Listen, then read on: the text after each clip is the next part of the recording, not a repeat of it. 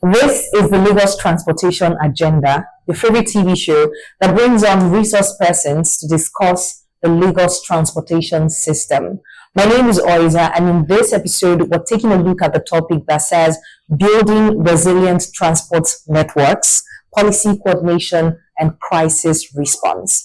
Joining me is no other than the Director General of the African Center for Supply Chain and the MD CEO, Multimix Academy. However, we'll go to a quick break, take a short breather. When we get back, the conversation gets started. Keep watching. Why get stuck in endless traffic when you can arrive at your destination faster, calmer, and completely stress-free? With our reliable ferry service, let's escape the daily Lagos traffic. You enjoy a smarter, smoother way to move across the city. And without worries about where to park your car, because we have a car park. Lag Ferry offers you affordable, safe, and efficient waterway transportation designed to save you time and reduce the stress of daily commuting. Queues, no unnecessary stopovers, and no frustrating delays. Just a smooth ride across Lagos waterways that gets you where you need to be right on schedule. Ready to skip the traffic? Visit lagferry.gov.ng to experience a smarter way to move across Lagos. Welcome back. It's Lagos Transportation Agenda, and I have Professor Madu Obiora with me today to discuss the topic that says building resilient transport networks in Lagos. Welcome to the show, sir. It's a pleasure to have you. Thank you very much. Okay, so let's cut the chase and get into the conversation already. What does it mean, or what would you say is a truly resilient transport network? What does it look like, especially in a time like now that there's rapidly growing urban activities? Okay, let's start from explaining to the audience what resilient actually means. Okay, we start applying it to the transport. Okay, you know, I'm a teacher. Yeah. So resilience is ability, preparation to withstand disruption. By extension, ability to be standing when disruption has arrived and is also gone.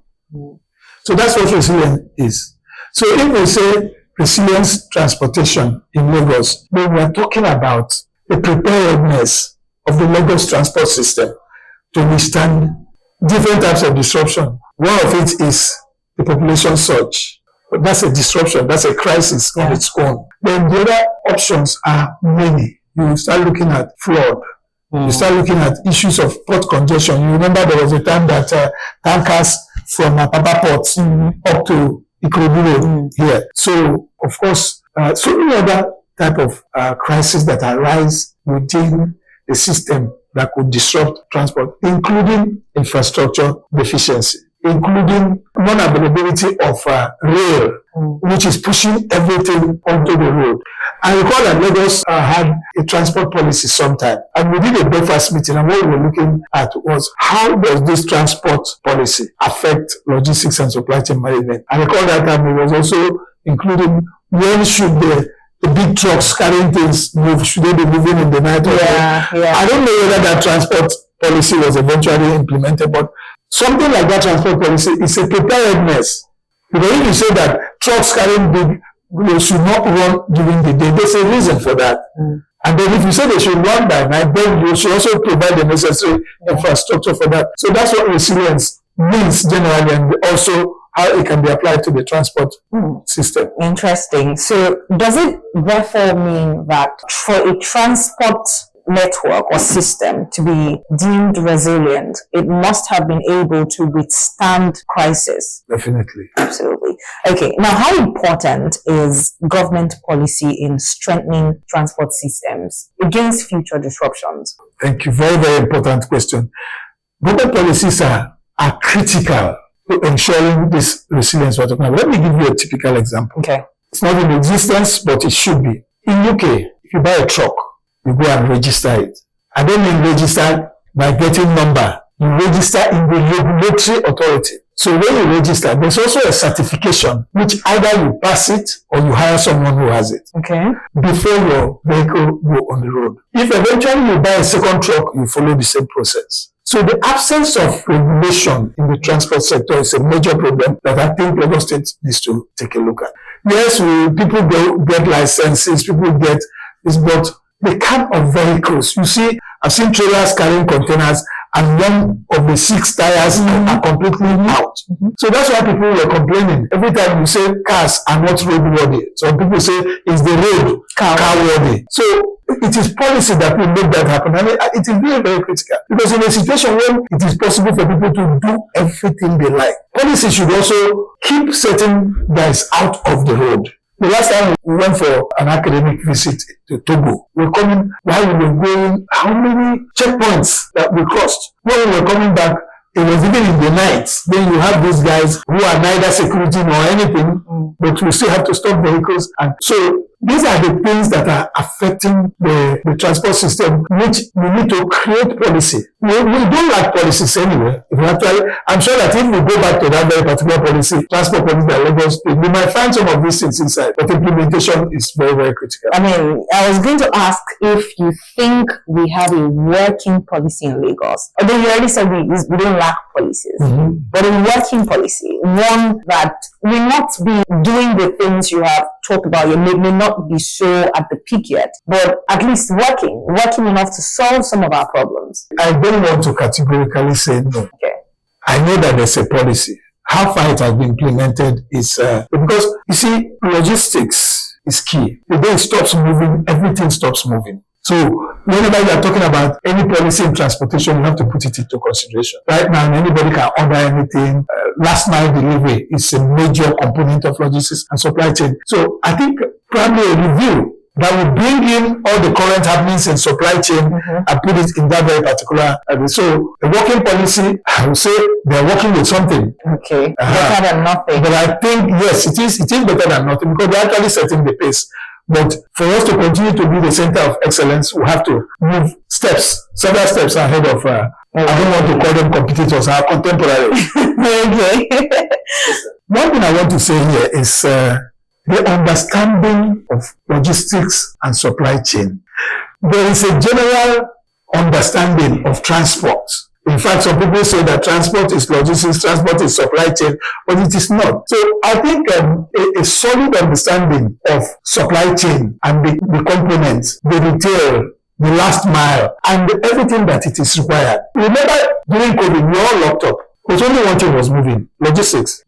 It is logistics that made it possible that the vaccines and then also the aids that were being provided at that point in time, it's logistics that makes it happen. So any transport policy that does not include other components, modern, of logistics and supply chain management will have an issue. So I'm glad I have reviewed it, but I'll have to take a look at it before I can comment. But I am not sure that intricate issues about supply chain in 2026 has been considered. Moving on, what are the biggest coordination challenges, especially among transport agencies during emergencies or major infrastructure failures? What are the challenges that agencies usually face during such times? First of all, collaboration is not in the DNA of public sector at all levels. So that's where the answer to your question will start. Because if collaboration is not in their DNA, it means that first of all there's a challenge. So that is the major challenge. And also in the acts that set up these very particular agencies, we also find some cross-cutting issues. That is, what two agencies will have similar mandates in some cases. These are all so for you to, again, the war room will help to solve that very particular problem. So because they lack collaboration, it makes it difficult. Again, I would say that Lagos is better than other states when it comes to that. But you still notice some friction arising from that, the absence of collaboration in their DNA. So that's one thing. They have to understand that the public, you and I, we are their customers. And for them to be able to satisfy us, they must work together. So this question of, it is not us, it is them, that is one of the biggest challenges that government agencies have. be it in Lagos, be it in federal level. Now, that particular challenge, I can relate because I've seen it play out with a number of agencies. I don't want to begin to mention their names, right? What would you say, where would you say that stems from? Is it the agencies or the officials of these agencies not knowing or having a clear-cut knowledge of their responsibilities? Or is it from the point of these agencies being created that this duplicity of roles happen? That's a difficult question because it comes from when their mandates were created, the acts that established them.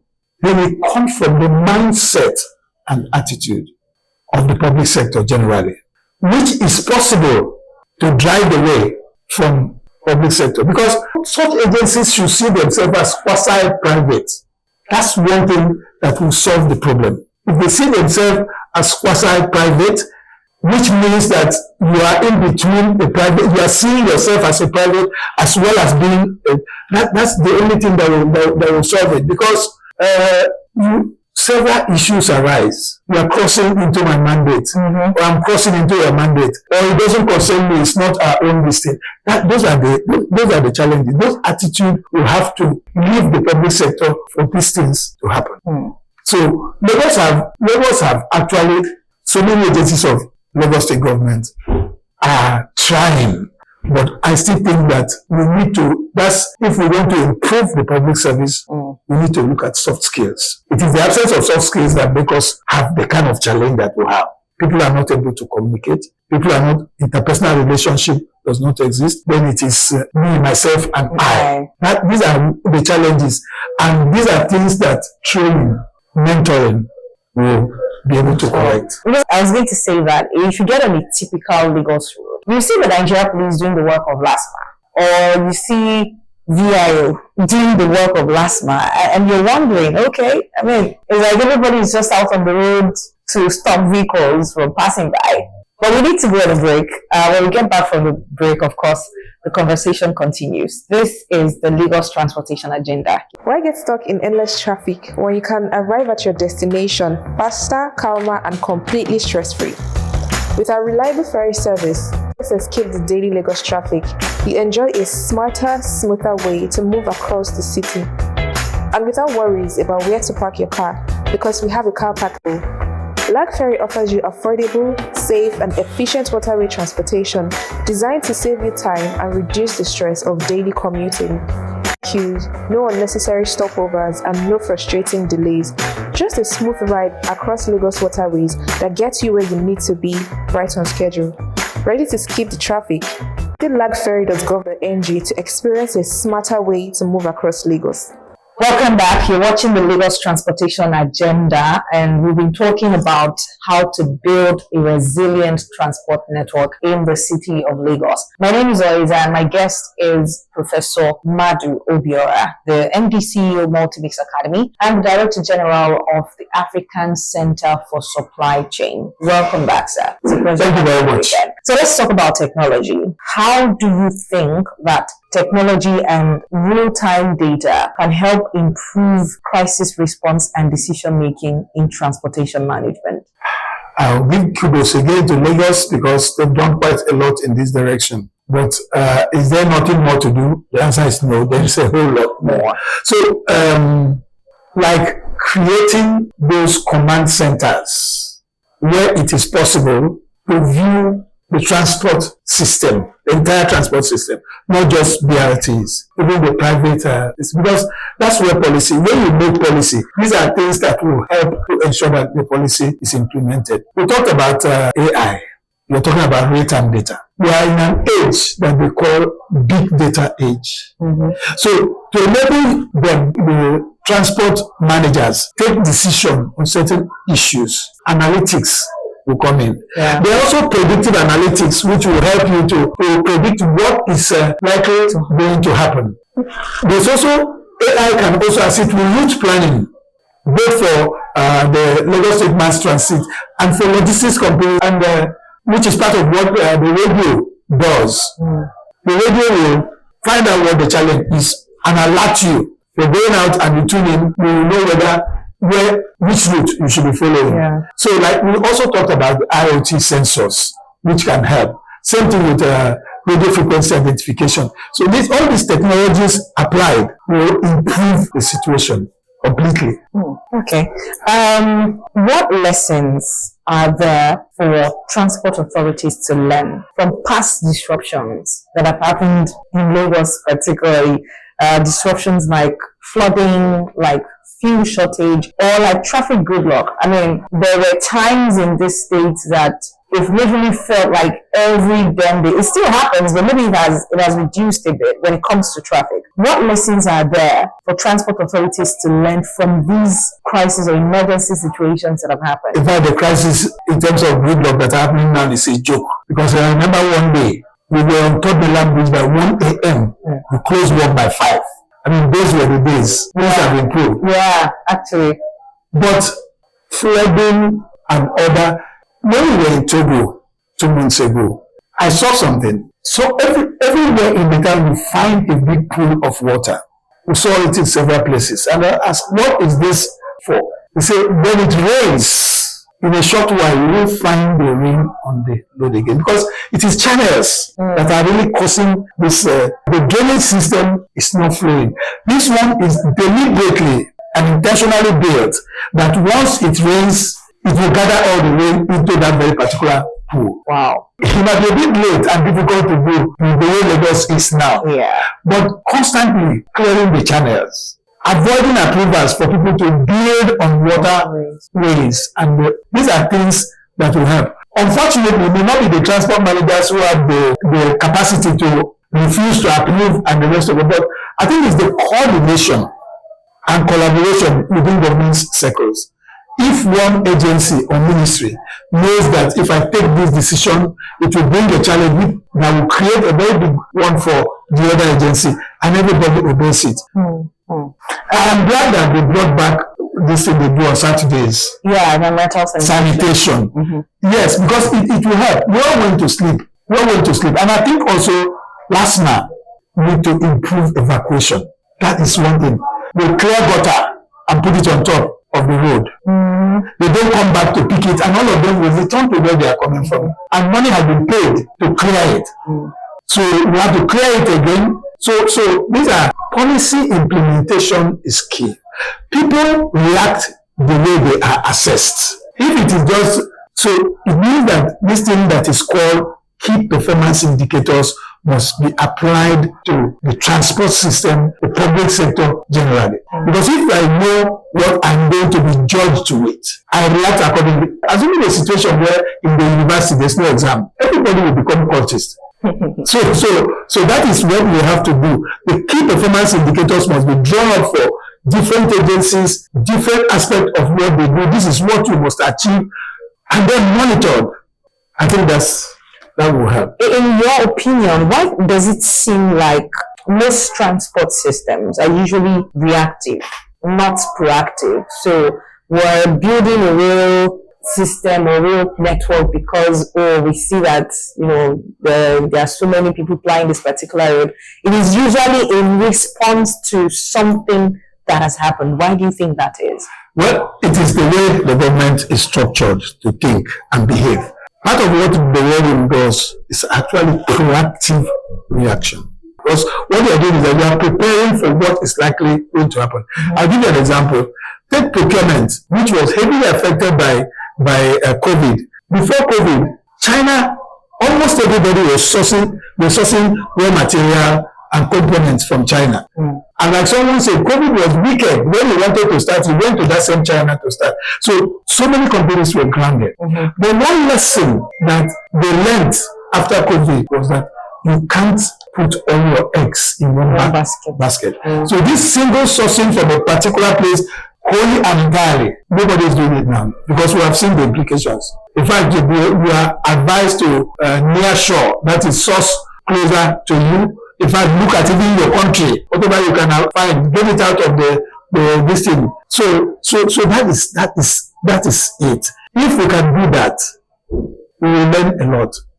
How critical is intermodal transportation coordination? I mean, especially in a city like Lagos, in most of your responses, you alluded to how the population is large, right? So I'm talking road, rail, water, and air running simultaneously. How critical is that in building a transport system that is resilient? Okay, first of all, intermodality is big progress in transportation. I recall once we were removing the last bit of rail in Apapa Port, and one old man wept. Saying so well this rail helped the system. And it's so sad that even now when it is becoming so critical to have this connection, it is being removed from the system. So, you see, the strength of the port also lies in its connection with the hinterland. So, intermodality, there is the water, here is rail, here is road, and you can move in both directions. That is the way to go globally, and also in Nigeria here. It is the absence of all that that made us to introduce badges that will move containers to Ikorodu and to other places. But badges also go on water, so you don't consider that intermodality. So I saw a train that came from Pagalanto to Lagos. It was so long that it could have taken 100 trucks out of the road. Our road already had problem because it's been overlabored. So I don't know what is holding us from rail. As Lagos State is trying to ensure that people are moving, doing something, and then the inland waterways, we have not really utilized them for cargo movement. Would you say that neighboring states would have a role to play in this intermodal transport system? Because, I mean, you just mentioned a train coming all the way from yes. which is in Ogun State. Yes. And even in the waterways as well, there are connected paths to neighboring states like Ogun State in particular. So for Lagos, would you say that neighboring states like Ogun State can play a role to ensure seamless connection of these transport State is a political boundary. Okay. Logistics and supply chain is global. It's national. So when you're very right in your question, because it means that the states must work together. Yeah. They must work together to come out with the modal policies that will help. You have intermodal, you have multimodalism. When it becomes more than two. So, yes, the states must collaborate. For example, somebody is suggesting in the southeast to have a way. Look, Kenya, I mean, East Africa is the most integrated part of sub-region of Africa. All the countries are connected via rail. Landlocked countries get their goods as if to say that they have ports. So that is what should happen internally here. Ogun State, Ondo State, Lagos State must work hand in hand to be able to provide that intermodality that will help cargo to move. Because all these things that are not present are increasing costs. For manufacturers and for importers. And who bears it at the end of the day? The consumers. Okay, finally, as we round off, sir, what strategic reforms or investments would you say are necessary to future-proof transport networks against shocks generally? I must say that Lagos has tried in infrastructure with the BRT, the red line, blue line. Recently, the president was in UK. And the contract was signed for the two ports. Hopefully, that will bring some sanity. But let's leave the port alone. The water area of Lagos.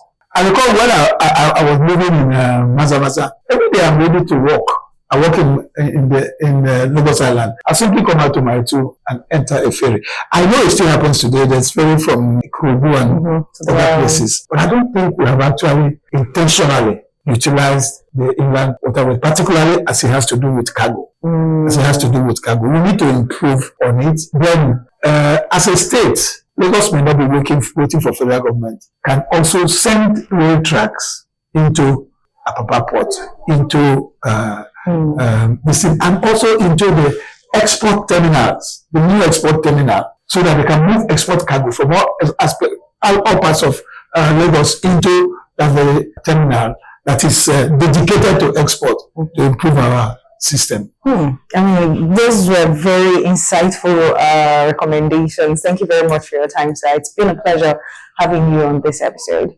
A pleasure. And thank you too for watching this episode of the Lagos Transportation Agenda. We'll come your way again next week. Thank you to my guest, Professor Madu Obiora. My name is Oiza. Bye for now.